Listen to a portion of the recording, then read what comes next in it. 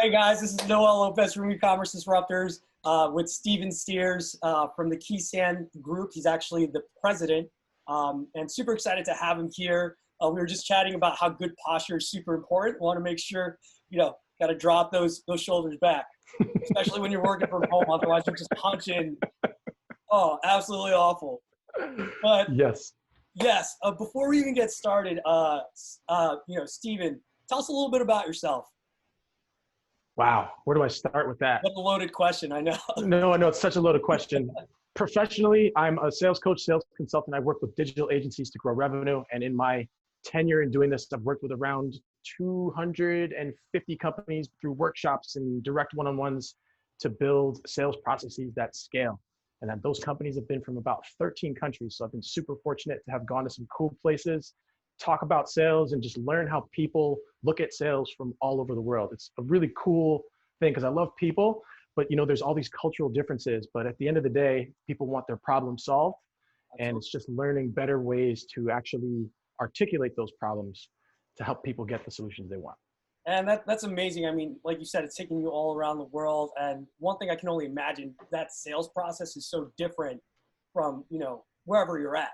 You want to make sure you're following those customs appropriately. But I got to ask, what would you say was your favorite place to go? Favorite place? Man, I think teaching, well, I'd have to go for two. I got flown out to Puerto Rico to work with like 30 entrepreneurs out there, like a couple months after the hurricanes. So like they've just gotten back. Yeah.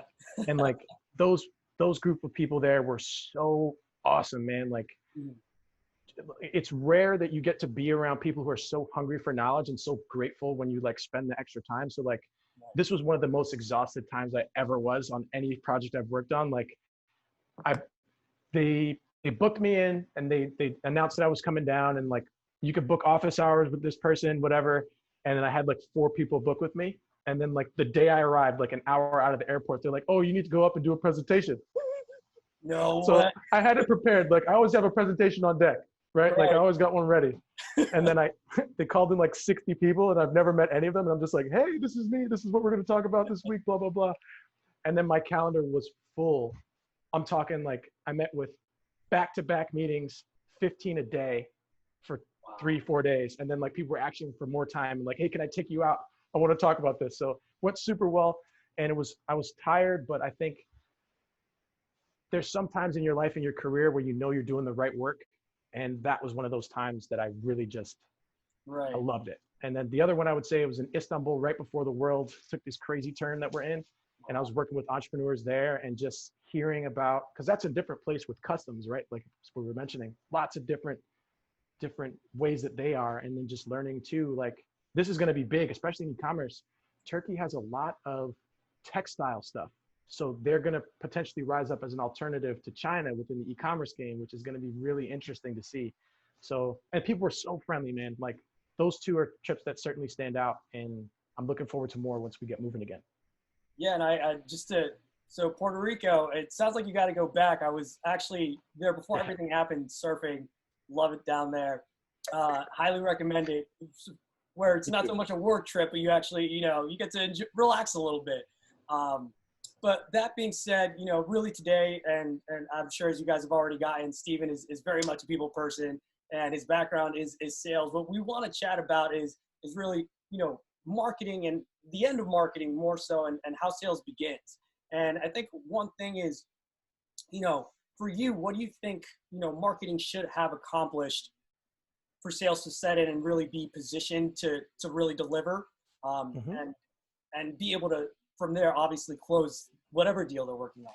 Yeah, absolutely. So we've been in a not weird time. I don't know if that's the right word, but buyers are so educated now. So by the time you get them on the phone, they don't want any BS. They're like, "I'm up here. I know what I'm getting into." And I think that's where there's a huge disconnect, because salespeople are like, "Hey, like let's get this deal in," right? But I think marketing's job is to make people aware. So there's different levels of that, right? There's like, if you're in an innovative space, chances are the people who you sell to don't know about what you can even do for them. So you need to educate that the problem exists. That's level 1 marketing. Talk about how that problem applies to that group of people. and then talk about the opportunity cost of not addressing the problem.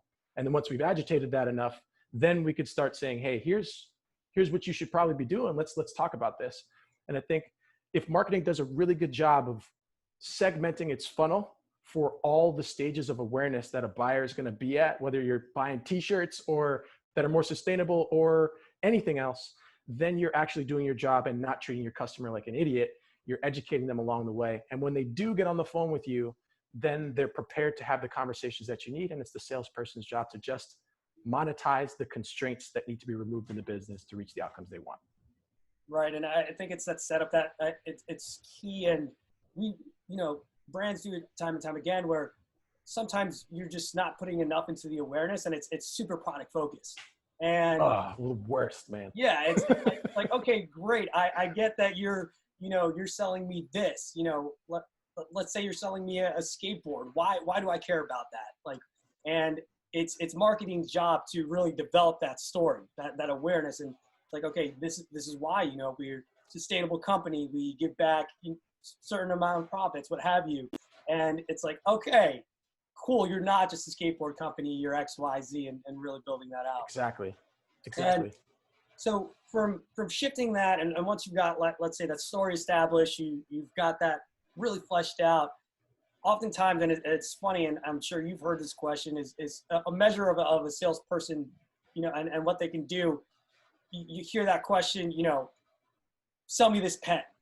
And it's like, yes. Like, I'm sure anyone who's in sales has heard it. They're sick of it. But why would you say that's a valuable question, or just what does it bring out? I'm just like triggered by that question in a way, but it's funny because I'm so happy you asked too. I think it wants to see how someone thinks on their feet and how you can sell something that generally people don't even use now, right? Right. Most people write on tablets or on their phones or on other things. But I think the question is really, how can you help someone understand that this is a thing that could solve their problem? So I remember when I first got this question right out of college, I was applying at like a bank or something to be something that would be like on the floor asking people questions. And thankfully I didn't wind up doing that job, but they asked me to sell them the pen. And then I was like, oh, do you like to write? And then I was pushing the product on the person. And I think as I've developed in my career and gotten smarter in life, you learn to not sell, like you mentioned, like, oh, I have this feature. This is so cool. Like, look at this widget, man. Right. It's more about asking, hey, curious, tell me a little bit about yourself. What are some of your hobbies? And then assessing if they even need a pen before you're offering a pen, right? Marketing is about the story. So this is an analogy I have. Like, if you're selling t-shirts, chances are your buyer is going to try on that t-shirt before they wear it out in the street, right? Yeah. Stories are how people try on products before they know about the product. So if you don't have a good story in your marketing and a great story in your sales, you're not going to strike a chord with people, and they're not going to want to give your product a try. So you have to have those in there. So back to the question of the pen is, you need to understand if your person has the problem that you solve first and foremost. And this is something I see day in and day out where people fail in sales, is they lead with the product and they don't take enough time to say, hey, tell me about, why are we talking? Like, I'd love to learn a little bit more about you and find out if I can even help you. And then from there, we can talk about what that might look like. Like, start the call off honest, because that's why you get all these unqualified leads you spend tons of time with, because what you feel what you have is more important than what your customer needs. Right. And you're selling that product versus a solution to their specific problem. Sell the problem. If I do even a little bit of digging, and let's say, I'm trying to sell you a pen, come find out you haven't used a pen in 10 years, probably not the right person to be, chatting up about that. It's really matching that up appropriately. Yeah. And I think what you said is spot on. Is marketing starts that story, it lets you try on the shirt, so to speak, but it's also sales job to continue telling that story. Yes. It's building that rapport. And, if I'm chatting with someone, I'm selling a pen, what do? You gotta get to learn about them. Oh, no way, you're a writer? Let me tell, some of the best writers have started off writing with pen and then that you kind of really reel them in. Another thing that you said, exactly, though, is the story part is so big, especially with the e-commerce component of it, like myself, I bought the purple mattress. Really good fit. By the way, phenomenal. Highly recommend it. Highly recommend it. So you do look well rested. So I would thank agree. you.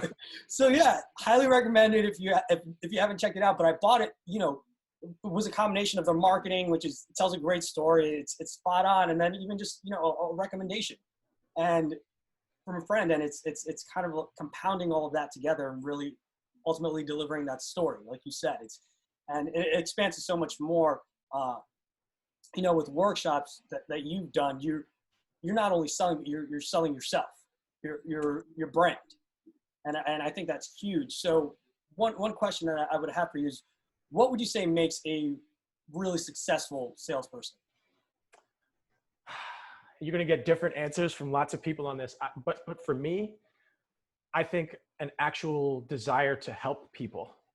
And I think that's really key. So you mentioned, like, we were just chatting it up. As soon as we got on the line, we're cracking jokes or whatever. I love people, and that's who I am. And I'm just curious about people, and I'm a helpful person in general. I'm generous. Like, that's just my personality. I think that's an important thing to have, because that's what enables you to build trust quickly with people. And sales is all about trust. So I would say the ability to relate to people is really important. Listening is probably right up there next to it. Like, because sales is all about listening. Like, right. Period. If you know, like, how to pose questions that get people to talk, and you can ask more questions, tell me more, I'm curious about that, why is that, or whatever, and you can guide the conversation to let a person feel comfortable and feel heard, then you're going to be in a great position to help a person, whether it's with what you have to offer or pointing them in the right direction, which again builds even more trust. Because even if they don't buy from you, they'll be like, hey, Noel really knows what he's talking about, and he pointed me in a great direction. You should talk to him when you have this issue. And I think that compounds on itself, and you get referrals and people hitting you up, and that's what's missing in the profession. And it is my duty to change that narrative. Right. And Stephen, I think you bring up a great point, is even as, within sales is that consultation and being able to, what this is, and just being honest, because oftentimes you see people just like, well, we could give you this and we can give you that. And it's like, no, we might not be the best fit for you, but let me point you in the right direction. Here, you can actually check out X, Y, Z. And like you said, all of a sudden they remember that. That's such a valuable connection that you've created, which again, at the end of the day, that's connections, right? That's a huge thing. You said it yourself. You got to want to be able to speak with people and chat with them, but also following the 80-20 rule. Like you said, if I ask a question, I'm kind of curious about what you have to say. Very curious about it. Totally. And I would actually add one other point to that too, is organization and discipline. Right. Those are like massively important traits, because you're going to get in touch with a lot of people. You have to have some type of process in play to fall back on. So like, we're banting back and forth. We got a good rapport going. If you're on a sales call and you don't have a thing like a script, like I made a guide called the 7 Steps to Call Success. If anybody wants it, I'm happy to share it with you. You can share it with your audience. But yeah. I said in there, freestyling is for skiers and for rappers. So like, what I really mean by that is, if you're going in to help someone, you should know every beat that you need to hit to properly assess if you can help them. You don't just go in there and like hope you get it or remember the question.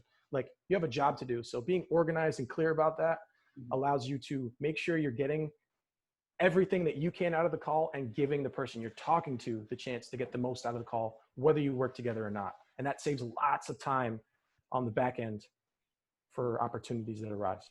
Well, it's that efficiency, right? You want to make sure that you're really kind of connecting all the dots where you need to connect them. Otherwise, you miss it early. It could throw things out of whack. And to your point, one of my questions is really, what's the most important aspect of a sale? Would you say is that being that organizational aspect of it, or? I'm asking the tough questions. I know. No, these are tough questions. I think the most important thing is that you solve a problem for the person. Right. Period. And how you've assessed that. So when I mentioned a little bit is monetizing the constraint. So I call this like the kryptonite question. So anyone who's listening, if you have a sales call, the first question I usually ask is really curious, what made you get on the phone with us? Or why is now the time for us to talk? Right. Right there, you're getting context for what they want to talk about.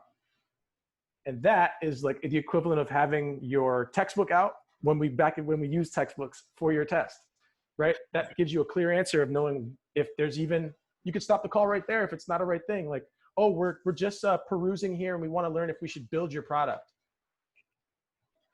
Well, to be honest, I don't know if that's the best use of either of our time. Like, I'll put you on the email list or whatever. Like that's a really important thing to be able to distinguish. So knowing why you're there, and like you can monetize the constraint. So in your case, like Electric Engine, you help people optimize their process on their e-commerce sites and stuff like this, right? So what does that small conversion rate increased by 0.2% mean to the bottom line? Right. Oh snap, that's an extra $1 million a year. Whoa, like we're solving huge problems here. Like every day you don't fix that, this is what the opportunity costed. And that should be enough to always be able to come back logically with the story and the narrative of how they can be a hero in their own business as well. And I think you, Stephen, bring up a fantastic point. It's also the story, but translating that story, because there's some parts of that may not connect. 2%. What does that mean? That's peanuts. Oh, you mean 1 million? What? Yeah. Whoa, let's take a step back. Clearly, I need to understand this. Tell me more. And I think that's a huge aspect of it is the storytelling, but also translating, their problems, your solution, and really lining them up correctly. Absolutely. I would add a quote. There's a quote I love. I think it's Brutus. Can't remember the name. It's like a Greek guy from many eons ago, but he says, you need change only the name and the stories about you. And I love this because like, if you have a great case study for something you've helped your customer do, you've had huge conversion rates or whatever. If I'm hearing that as someone who doesn't know you, I want to be like that success story. And I can put myself in that shirt to carry the analogy to again, to be like, oh, like maybe that story fits me really well too. And that's what we need to put into our sales process and in our marketing to make people feel comfortable to put on the shirt like it's us. Right, absolutely. And I saw you had actually posted, I thought it was it was on LinkedIn, where it was a sentence without the, I believe the vowels. Yeah. And you're like, how well do you understand this? Like, and it's important because, you said the consonants are your product or service, but the vowels are, all of that is really trying to sell the importance of it. It's like really fleshing out the story. Absolutely, man. Absolutely. So one question that I had for you is because, given so many people are now buying online, how do you think that sales process actually translate if it does?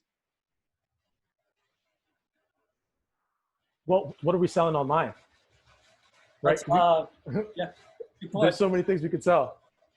Each thing has its own little nuance to it, but give me an example. Let's break it down.